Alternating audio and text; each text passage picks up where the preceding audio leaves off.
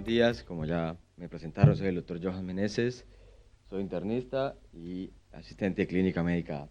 La idea de hoy es hablar un poco sobre algunas patologías y los desafíos de la patología cardiovascular en el adulto mayor, tratar algunas características generales de cómo es la patología cardiovascular en el adulto mayor y después hablar de algunos aspectos importantes y desafíos del tratamiento en este grupo etario. Entonces, con el primer punto, las patologías cardiovasculares tienen una alta frecuencia en el adulto mayor, siendo la principal causa de mortalidad en los mayores de 65 años, tienen un gran impacto en la calidad de vida y generan un mayor aumento de la dependencia funcional. También, como problema importante y que ya se tocó previamente en las charlas, es que tenemos una evidencia científica limitada con una menor inclusión de este grupo de pacientes, adultos mayores, mayores de 80 años, con gran fragilidad y menos representación en los estudios clínicos.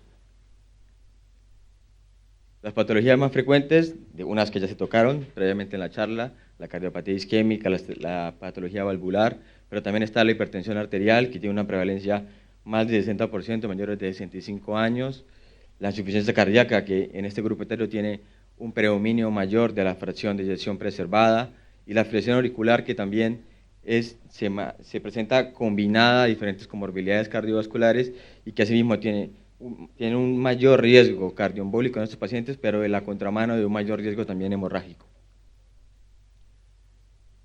Ahora vamos a hablar un poco de los aspectos o los desafíos más importantes en el tratamiento de estas patologías, y aquí les dejo esta frase que es: antes que las guías importa la persona. Entonces, primero, en cuanto a la hipertensión arterial, lo vamos a hacer como en forma de preguntas, lo que me pareció como más importante y los desafíos de la práctica clínica en la consulta, y es si hay un beneficio de la terapia antihipertensiva y cuáles son las metas en estos pacientes. Para esto, quería mostrarle esto, que son como una línea de tiempo de algunos de los estudios que hay desde el 2008 a la actualidad. Antes del 2008 había mucha incertidumbre sobre el beneficio de la terapia antihipertensiva, no había mucha evidencia, y fue en este año donde se publicó este estudio, que es el estudio IBET, que es un ensayo clínico autorizado que incluyó pacientes más de 80 años con presión arterial sistólica de 160 milímetros de mercurio, que en este caso no tenían fragilidad. Este estudio randomizó pacientes a indapamida más perindopril versus placebo, con metas de presión arterial que fueran menos de 150 milímetros de mercurio, y lo que se dio fue un descenso en los accidentes cerebrovasculares, en la insuficiencia cardíaca y de mortalidad total por cualquier causa. Así que este fue el primer estudio que demostró que había un beneficio de la terapia antihipertensiva en pacientes adultos mayores, pero también es claro que en estos pacientes no estaba incluido el aspecto de la fragilidad. Después, en el 2015, vieron nuevos estudios, que fue el estudio Partage, que fue un estudio de menor evidencia, un estudio observacional, que sí incluyó pacientes mayores que estaban institucionalizados y que eran frágiles. Lo que vio este estudio fue que pacientes que tenían metas de presión arterial de menos de 130 milímetros de mercurio y que tomaban 2 o más antihipertensivos tenían un mayor riesgo de mortalidad. Este estudio hay que tomarlo con pinzas, porque fue un estudio observacional. Sin embargo, esto dio a debate dentro de los médicos si verdaderamente las metas tan estrictas no aumentaban la mortalidad en los pacientes ancianos frágiles. Y después, en este mismo año, en el 2015, el estudio SPRINT, que incluyó también pacientes mayores de 75 años, pero que estos tenían alto riesgo cardiovascular, no eran diabéticos ni tenían enfermedad cardiovascular establecida, no eran frágiles. Se comparó la terapia estándar, que había en ese momento, las recomendaciones de las guías, versus una terapia más intensiva. La terapia intensiva lo que quería decir eran metas que fueran de menos de 120 milímetros de mercurio. Lo que se vio es que sí disminuía los eventos cardiovasculares y la mortalidad, pero ve la contramano de mayor riesgo de efectos adversos, más hipotensión, más síncope, más desarrollo de insuficiencia renal aguda. Y por último, este estudio, que es el estudio Fretrail-Frail, que se publicó este año en agosto, ahora recientemente, me sirvió para la charla, se publicó el 29 de agosto, que lo que vio fue que pacientes mayores de 80 años que estaban en un residencial, que eran frágiles, se usaron pacientes que tuvieran presión arterial sistólica de menos de 130 milímetros de mercurio y hicieron una randomización a una estrategia de decalar los fármacos antihipertensivos versus la terapia estándar. Lo que se vio es que en realidad la estrategia de decalar los fármacos era segura, no tenía ningún efecto adverso, pero no tenía un beneficio a nivel cardiovascular. Por lo tanto, si vemos la evidencia de forma sumatoria, podríamos sacarle algunas conclusiones. Hay un beneficio claro de la terapia antihipertensiva, pero hay que tener mucho más cuidado con las metas mucho más estrictas en los ancianos mayores y frágiles, y también puede ser seguro en pacientes que tienen efectos adversos de calar la terapia antihipertensiva, siempre guiado por el riesgo cardiovascular del paciente. Después, si nos preguntamos cuáles son los fármacos que deberíamos elegir en este grupo etario, la evidencia es clara. Debemos preferir IECA y ARA2, principalmente en pacientes ancianos frágiles que tienen riesgo cardiovascular o enfermedad cardiovascular establecida, y si no tienen tanto riesgo cardiovascular, no tienen una enfermedad cardiovascular establecida, deberíamos ir por los calcioantagonistas y por los diuréticos tiazídicos, sea en forma en monoterapia o en forma combinada. Aquí quiero aclararles que claramente las polipíldoras han demostrado que también tienen un mayor beneficio en este grupo porque mejora la adherencia farmacológica y los efectos adversos. ¿Y cuáles fármacos deberíamos evitar? Los fármacos, los antihipertensivos de acción central y los alfa-bloqueantes por el mayor riesgo de efectos adversos. Entonces, en forma de resumen, hay un beneficio claro del tratamiento antihipertensivo en pacientes mayores de 80 años, frágiles. Debemos tener metas más estrictas en pacientes sin fragilidad y con mayor riesgo cardiovascular, y metas menos estrictas en pacientes frágiles o que presenten efectos adversos. Siempre la terapia antihipertensiva debe tener un inicio y una titulación lenta, con una monitorización mucho más estrecha. Bueno, esta frase que me pareció muy llamativa, que es: en la hipertensión arterial del adulto mayor, la edad cronológica importa mucho menos que el estado funcional y el contexto de vida, y la evidencia debe aplicarse de forma individualizada, un poco en resumen también de todo lo previo que se ha hablado en las charlas previas. Después, sobre la afiliación auricular, vamos a ir respondiendo estas preguntas, que es: ¿qué es mejor, si el control de frecuencia versus el control de ritmo en estos pacientes? ¿Cuál es la mejor estrategia de anticoagulación? Y si la fragilidad y las caídas son una contraindicación para la anticoagulación. Entonces, para responder la primera pregunta, ahí también les quería mostrar algunos de los estudios de la evidencia que hay sobre el control de ritmo versus el control de frecuencia cardíaca en adultos mayores, recordando también, como dije previamente, que si son estudios que tienen mucho menos cantidad de pacientes en edad mayor de 75 años con fragilidad, ¿no? El primer estudio fue en el 2002, que fue un ensayo clínico autorizado de 4.000 pacientes, donde se comparó control de frecuencia versus control de ritmo, y el resultado fue que no hubo diferencia en eventos cardiovasculares mayores, y sí hubo más efectos adversos en el grupo de control del ritmo. Después se publicó un metaanálisis en el 2009 que también evaluaba este mismo tema, que lo que vio y lo que respaldó fue los mismos resultados de los ensayos clínicos.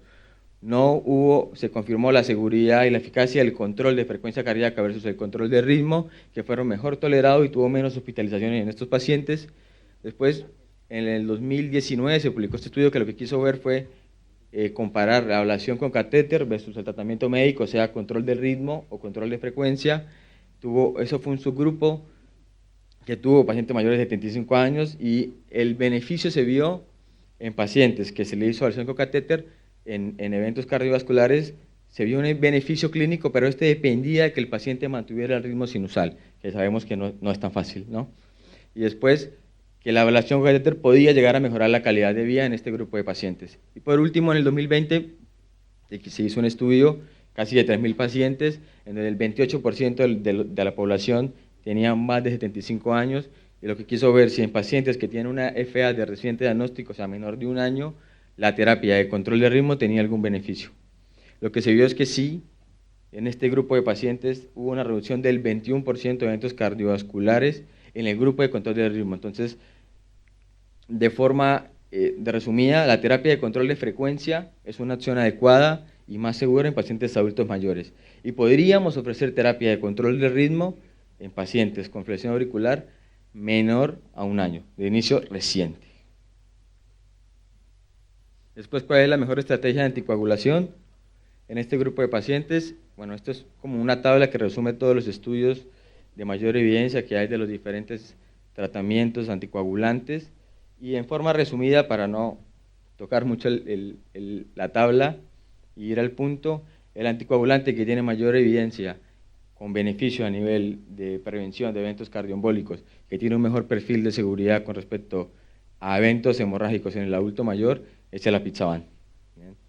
demostró ser mucho mejor comparado aún más con otros anticoagulantes directos en los cuales se vio, por ejemplo, en el rivaroxaban y en el dabigatran se vio un mayor riesgo de sangrados intracranianos y gastrointestinales comparados con el apixaban. También recordar que con el apixaban tenemos un mayor margen en cuanto a lo que respecta a la enfermedad renal crónica. Sin embargo, con esto que les acabo de decir, muchos pensarían que a todos los pacientes deberíamos ofrecerles directos o apixaban como estrategia de anticoagulación, ¿no? Pero con esto hay que tener cuidado porque hay un estudio que es el estudio Frail AF, que fue un estudio que lo que hizo fue precisamente valorar este cambio, es decir, pacientes que venían anticoagulados con antivitamina K, se les cambió a anticoagulantes directos, y lo que se vio fue que cuando se hizo este cambio indiscriminado, los pacientes que estaban cambiaron con anticoagulantes directos tenían un mayor riesgo principalmente de eventos hemorrágicos, que fue el endpoint principal de este estudio, ¿sí?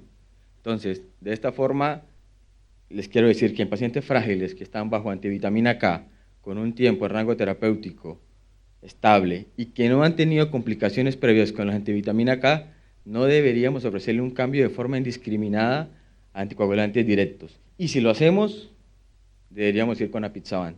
Esto lo digo porque en este estudio la gran mayoría de pacientes estaban anticoagulados y era con rivaroxaban. Bueno, y después, si la fragilidad y la caída son una contraindicación para la anticoagulación, bueno, ya hablaron un poco de este tema previamente, y bueno, ya sabemos cuáles son siempre en la anticoagulación, la valoración de la balanza, del riesgo hemorrágico y el riesgo isquémico, pero en el adulto mayor, obviamente que hay otros aspectos diferentes, ¿no? Más allá de los que están incluidos en los scores de riesgo que valoramos, ¿no? En el adulto mayor y frágil está el riesgo de caídas, que ya se habló previamente. Algunos estudios, si bien son viejos, hablan de que tenemos que tener 290 caídas al año para aumentar el riesgo hemorrágico. La fragilidad y el deterioro cognitivo también son otros factores que pueden darle un mayor riesgo hemorrágico a estos pacientes por la interacción medicamentosa, por la mala adherencia al tratamiento farmacológico. Sin embargo, lo que han demostrado los estudios actualmente es que en el adulto mayor es mucho mayor el riesgo cardioembólico que el riesgo hemorrágico. Por lo tanto, es mucho más el beneficio que le vamos a ofrecer de la anticoagulación que el riesgo hemorrágico. Entonces, en forma de conclusión ahí, la fragilidad y las caídas y el deterioro cognitivo no son una contraindicación para la anticoagulación. Y por último, con respecto a insuficiencia cardíaca, quería tocarles este tema, que ya se habló bastante en la primera charla de la fragilidad, y es que la fragilidad debe cambiar cómo pensamos y tratamos la insuficiencia cardíaca.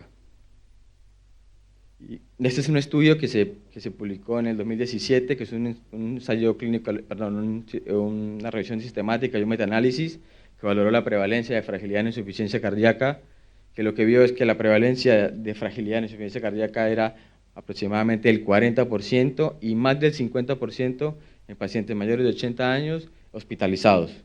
La fragilidad se asoció con mayor mortalidad, hospitalizaciones, y esto fue independiente de la edad, del género y las comorbilidades. Por lo tanto, la fragilidad es muy frecuente en los pacientes con insuficiencia cardíaca, y la fragilidad es un predictor independiente de mal pronóstico en pacientes con insuficiencia cardíaca. Así que sí, debemos pensar diferente, porque la fragilidad debemos tratar, muchas veces olvidamos este ítem cuando hacemos la valoración en las policlínicas de insuficiencia cardíaca y nos centramos solo en los otros aspectos del paciente, ¿no? Pero vemos que la fragilidad es un punto muy importante valorar en adultos mayores porque es un factor de riesgo independiente de mayor mortalidad. Y por último, con respecto al tratamiento, si el tratamiento lo debemos cambiar, estos son también una tabla con el resumen de los estudios con más evidencia con respecto a la terapia médica óptima, principalmente en FEBI reducida, ¿no? Los antagonistas de la aldosterona, el sacubitril/valsartán, los ISGLT2 y los beta-bloqueantes, y en forma también resumida, los grupos farmacológicos que tienen mayor evidencia del beneficio y seguridad en este grupo de pacientes son los ISGLT2. Además, que como ya sabemos, los ISGLT2 tienen un beneficio claro en todo el espectro de la FEBI, ¿no? Entonces, por lo tanto, si tenemos que elegir en un paciente adulto mayor con fragilidad, cuál es un fármaco que deberíamos ofrecerles, son los ISGLT2. ¿Bien? El sacubitril/valsartán también tiene un beneficio en este grupo de pacientes, pero tener mucho más cuidado sobre todo con los efectos adversos a nivel renal, en la hiperpotasemia y la hipotensión. Y si elegimos un betabloqueante, principalmente el FeNV reducida, el betabloqueante que tiene más evidencia y mejor perfil de tolerabilidad es el nebivolol. Y bueno, como mensajes finales, los adultos mayores tienen mayor mortalidad cardiovascular, importa más la edad biológica que la cronológica en este grupo de pacientes. Debemos integrar la valoración de la fragilidad, la valoración clínica diaria, y las terapias médicas deben ser individualizadas para lograr beneficios sin hacer daño.